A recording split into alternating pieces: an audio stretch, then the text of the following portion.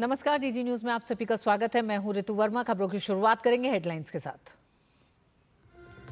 संसद में विपक्षी दलों का मतदाता सूची और लोकसभा सीटों के परिसीमन के मुद्दे पर हंगामा। राज्यसभा में रेलवे संशोधन विधेयक 2024 पेश। रेल मंत्री अश्विनी वैष्णव ने कहा, बिल से रेलवे का होगा विकास।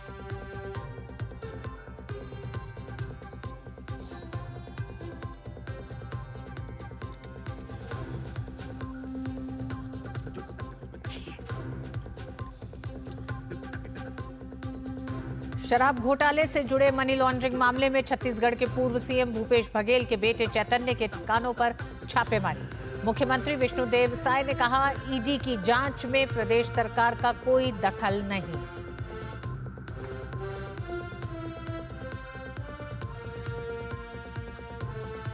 महाराष्ट्र के वित्त मंत्री अजीत पवार ने वित्त वर्ष 2025-26 के लिए पेश किया बजट।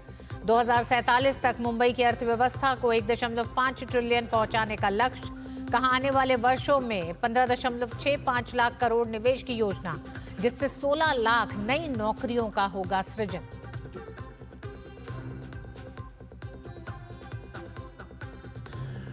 उत्तर प्रदेश कैबिनेट की बैठक में बड़े फैसले। मेडिकल कॉलेज, मेट्रो परियोजना और स्मार्ट सिटी योजना सहित 19 प्रस्तावों को मिली मंजूरी। आगरा में मेट्रो रेल के पहले और दूसरे चरण के लिए भूमि हस्तांतरण संबंधी बांग्लादेश में अल्पसंख्यकों और महिलाओं के खिलाफ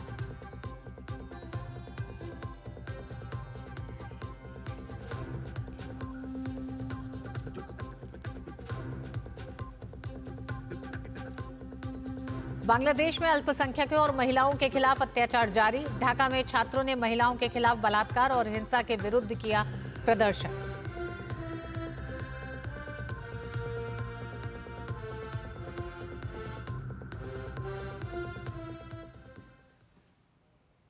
संसद सत्र के पहले ही दिन संसद के दोनों सदनों में विपक्ष ने सरकार को घेरने की कोशिश की। मतदाता सूची के मुद्दे पर चर्चा की मांग को लेकर राज्यसभा की कार्रवाई से सदन की शुरुआत में ही विपक्षी दलों ने वॉकआउट किया। विपक्षी दलों के व्यवहार को लेकर सत्ता पक्ष ने संसदीय व्यवहार की ट्रेनिंग दिए जाने की नसीहत दे डाली। उधर लोकसभा में भी उस मुद्दे को तृणमूल कांग्रेस सांसद सौगत राय ने उठाया। उसके बाद नेता विपक्ष राहुल गांधी ने सदन में चर्चा कराए जाने की मांग की। राज्यसभा में रेलवे संशोधन विधेयक 2024 पर रेल मंत्री अश्विनी वैष्णव ने कहा कि यह विधेयक 1905 के रेलवे बोर्ड अधिनियम और 1989 के रेलवे विधेयक को एकीकृत करेगा। इससे रेलवे का विकास होगा। मान लो एक ट्रेन मुंबई से निकली और उसे आसाम की तरफ जाना है, तो पूरे रास्ते में जितने भी स्टेट्स या जितने भी दूसरे रेलवे सिस्टम आएंगे, उनके बीच में रेवेन्यू का शेयर कैसे हो, उस सब को ध्यान में रखते हुए 1905 में पीडब्ल्यूडी से निकाल के रेलवे को रेलवे बोर्ड के अंतर्गत रखा गया। 1989 में रेलवे का एक नया एक्ट आया। उस वक्त अगर 1905 के एक्ट को इसमें मर्ज कर देते ठीक रहता, लेकिन तब नहीं हुआ। अब 1905 के रेलवे बोर्ड एक्ट के सभी प्रोविजंस को 1989 के एक्ट में लाके एक सिंप्लीफिकेशन का प्रयास है इस बिल में। मुस्लिम पर्सनल लॉ बोर्ड द्वारा वक्फ बिल के विरोध पर भाजपा सांसद जगदंबिका पाल ने कहा कि सभी से राय ली गई थी। इस बिल का विरोध वही लोग कर रहे हैं जिनके अपने हित प्रभावित हो रहे हैं, जबकि ये बिल गरीब मुसलमानों के लिए है। इसी मुद्दे पर भाजपा सांसद जगदंबिका पाल ने डीडी न्यूज के संवाददाता निशांत राय से बातचीत की। बीजेपी सांसद जगदंबिका पाल जी हमारे साथ मौजूद हैं। पाल साहब, अगर बात की जाए वक्फ को लेकर, all India Muslim personal law board अब विरोध कर रहा है, जंतर मंतर पर प्रदर्शन करने की बात कर रहा है। ये कहीं न कहीं इस प्रजातंत्र पे कुठाराघात है। जब इस लोकतंत्र में सरकार ने अगर कोई कानून वक्फ कानून में अमेंडमेंट करने का एक निश्चय किया, तो सरकार ने सबसे पहले उस अमेंडमेंट के लिए स्पीकर साहब से आग्रह करके कहा कि इसको ज्वाइंट पार्लियामेंट्री कमेटी को रेफर कर दिया जाए, जिसमें सत्ता और प्रतिपक्ष के लोग हों, विचार विमर्श करके एक एग्जॉस्टिव डिस्कशन और डिलिब्रेशंस के बाद स्टेक होल्डर्स के साथ तब ये कानून हम बनाना चाहते हैं। और हमने उसमें स्टेक होल्डर्स में all India Muslim personal law board को भी 4 घंटे सुना, और उनकी या सभी वक्फ बोर्ड शिया हो, सुन्नी हो, माइनॉरिटी कमीशन हो, सबके बाद हमने इस कानून को अपनी 428 पेज की रिपोर्ट दिया, जिसको सरकार अडॉप्ट कर रही है और जिसको अमेंडमेंट लेकर के कानून लेकर के आएगी। अब ये धमकी दे रहे हैं, इससे कोई कानून नहीं रुकता है। क्या वजह मान रहे हैं कि आप लगातार कुछ राजनीतिक संगठन हो या इस तरीके के लोग हों लगातार धमकी दे रहे हैं वक्फ कानून को लेकर, आखिर क्या दिक्कत है? मुझे लगता है कि अभी तक वक्फ की प्रॉपर्टी मुतवल्ली या जिस तरह केयर टेकर उसको खुर्द बुर्द करते थे, बेच देते थे। अब जो नया कानून आएगा, अब वक्फ की प्रॉपर्टी का फ़ायदा गरीब मुसलमान को मिलेगा। अब कोई इसे बेच नहीं सकता है, कोई उसका मतलब दुरुपयोग नहीं कर सकता है। तो मुझे लगता है कि जो जिन लोगों के वेस्टेड इंटरेस्ट पे लग रहा है कि नुकसान होगा, ये पूरे देश में एक अल्पसंख्यकों को गुमराह करने की कोशिश हो रही है। ये पूरे देश में अल्पसंख्यकों को गुमराह करने की कोशिश है। जो लोग नए वक्फ बिल का विरोध कर रहे हैं, कहना है बीजेपी सांसद जगदम्बिका पाल का। कैमरा पर्सन एसपी दुबे के साथ Nishant Rai, DD news, Delhi. Terror funding के आरोप में जेल में बंद बारामूला के सांसद इंजीनियर राशिद की अर्जी पटियाला हाउस कोर्ट ने खारिज कर दी है। इंजीनियर राशिद ने संसद सत्र में शामिल होने के लिए कस्टडी पैरोल की मांग की थी। पटियाला हाउस कोर्ट 19 मार्च को राशिद इंजीनियर की नियमित जमानत की मांग वाली याचिका पर आदेश सुनाएगा।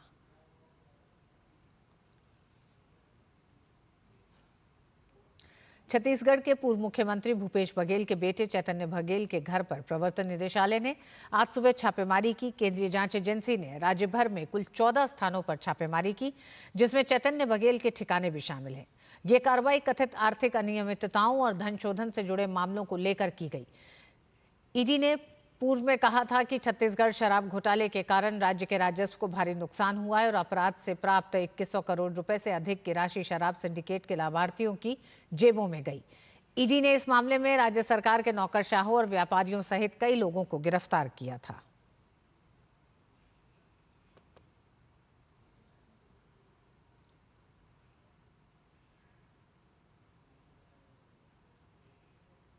छत्तीसगढ़ के पूर्व मुख्यमंत्री भूपेश बघेल के बेटे चैतन्य बघेल के घर पर ईडी की छापेमारी पर छत्तीसगढ़ के मुख्यमंत्री विष्णुदेव साय ने कहा कि सभी जानते हैं कि कांग्रेस की सरकार में कई घोटाले हुए थे।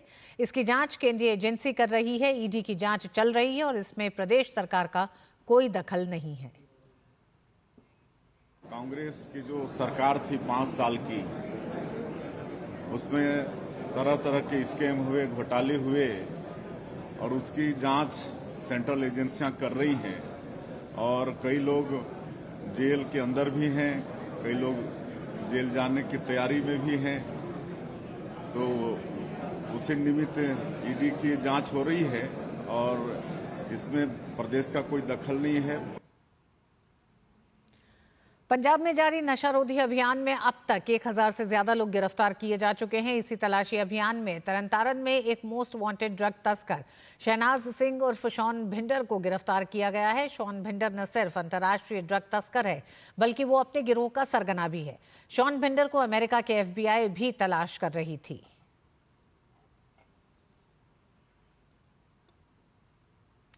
पंजाब DIG स्वप्न शर्मा ने बताया है कि पुलिस ने अंतर्राष्ट्रीय ड्रग माफिया शहनाज सिंह उर्फ शॉन भिंडर को गिरफ्तार कर लिया है, जिसकी अमेरिकी जांच एजेंसी FBI को भी लंबे समय से तलाश थी। ट्रैक कर रही सी, तरनतारन पुलिस इनू ट्रैक कर रही सी ते कल रात नूं ये गिरफ्तार हुआ है। इन्वेस्टिगेशन जिहड़ी है वो बहुत इनिशियल है। इनिशियल इन्वेस्टिगेशन से जिहड़ी चीज़ां रिवील हुई हैं वो तुहानूं ब्रीफ करती हैं। तो इंपॉर्टेंट चीज़ ये है कि पर वीक कोलंबिया सेंट्रल अमेरिका तो 600 kg ऑफ कोकेन जिहड़ी सीगी वो कैलीफोर्निया राही वक-वक US ਦੇ ਸਟੇਟਸ ਤੇ ਕੈਨੇਡਾ 'ਚ ਇਹ ਡਿਸਟ੍ਰੀਬਿਊਟ ਕਰਾਉਂਦੇ ਸੀਗੇ। ਇਨੀਸ਼ੀਅਲ ਇਨਵੈਸਟੀਗੇਸ਼ਨ ਹੈ, ਬਾਕੀ ਜਿਵੇਂ ਹੋਗਾ SSP ਸਾਹਿਬ ਤੁਹਾਨੂੰ ਬਰੀਫ ਕਰਾਂਗੇ। राष्ट्रपति ने सुप्रीम कोर्ट कोलिजियम द्वारा कलकत्ता उच्च न्यायालय के न्यायाधीश न्यायमूर्ति जयमाल्या वागची को सुप्रीम कोर्ट में न्यायाधीश के रूप में नियुक्त करने की सिफारिश को मंजूर कर लिया है। केंद्रीय कानून मंत्री अर्जुन राम मेघवाल ने एक्स पर पोस्ट कर जानकारी दी। उन्होंने लिखा है कि भारत के संविधान द्वारा प्रदत्त शक्ति का प्रयोग करते हुए राष्ट्रपति और मुख्य न्यायाधीश के परामर्श के बाद सर्वोच्च न्यायालय और जम्मू कश्मीर तथा लद्दाख उच्च न्यायालय में न्यायाधीशों की नियुक्ति को मंजूर कर लिया है। न्यायमूर्ति जयमाल्या बागची को सुप्रीम कोर्ट में न्यायाधीश न्यायमूर्ति वसीम सादिक नरगल, न्यायमूर्ति मोहम्मद यूसुफ वानी और न्यायमूर्ति राजेश सेखरी को जम्मू कश्मीर तथा लद्दाख उच्च न्यायालय में अतिरिक्त न्यायाधीश नियुक्त किया गया है। बिहार के आरा में एक नामचीन शोरूम में 25 करोड़ की लूट हुई है। शोरूम के स्टोर मैनेजर ने बताया कि शोरूम में 50 करोड़ से ज्यादा के जेवरात थे। जानकारी के मुताबिक सुबह 10:30 बजे अपराधियों ने शोरूम के दोनों फ्लोर पर लूटपाट की। अपराधी करीब 22 मिनट तक शोरूम में रुके रहे।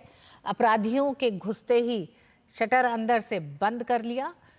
सभी की उम्र 25 से 26 साल बताई जा रही है। लूट के दौरान अपराधियों ने शोरूम के बाहर खड़े गार्ड के साथ मारपीट कर उनका हथियार भी छीन लिया। लूट नगर थाना क्षेत्र के गोपाली चौक स्थित ब्रांच में हुई है। इस बीच शोरूम लूटकांड में अपराधियों के साथ पुलिस की मुठभेड़ हुई है, जिसमें 2 अपराधी घायल हुए हैं। गोली उनके पैर में लगी है। हालांकि मुठभेड़ के दौरान 4 अपराधी भाग निकले। पुलिस ने दोनों घायल अपराधियों के पास से कुछ गहने बरामद कर लिए हैं। पकड़े गए आरोपियों के नाम सारण दिगवारा के रहने वाले विशाल गुप्ता और सोनपुर सेमरा के रहने वाले कुणाल कुमार हैं। अभी आकलन किया जा रहा है कि टोटल कितने अमाउंट की जो है लूट हुआ है। सभी जगह पर नाकाबंदी कर दी गई है और SIT का गठन किया गया है। एसपी सदर के नेतृत्व में जल्द से जल्द अपराधियों की जो है गिरफ्तारी कर ली जाएगी। फुटेज में कुछ अपराधी की पहचान की जा रही है। 6-7 की संख्या में अभी CCTV फुटेज हम लोगों ने जो देखा है शोरूम के अंदर और बाहर में। बाकी इनका रूट भागने का हम लोग देख रहे हैं और यहाँ पे जो प्राइवेट गार्ड थे जो यहाँ पे ड्यूटी कर रहे थे, उनका राइफल भी लेकर जो है उन लोगों के द्वारा भागा गया।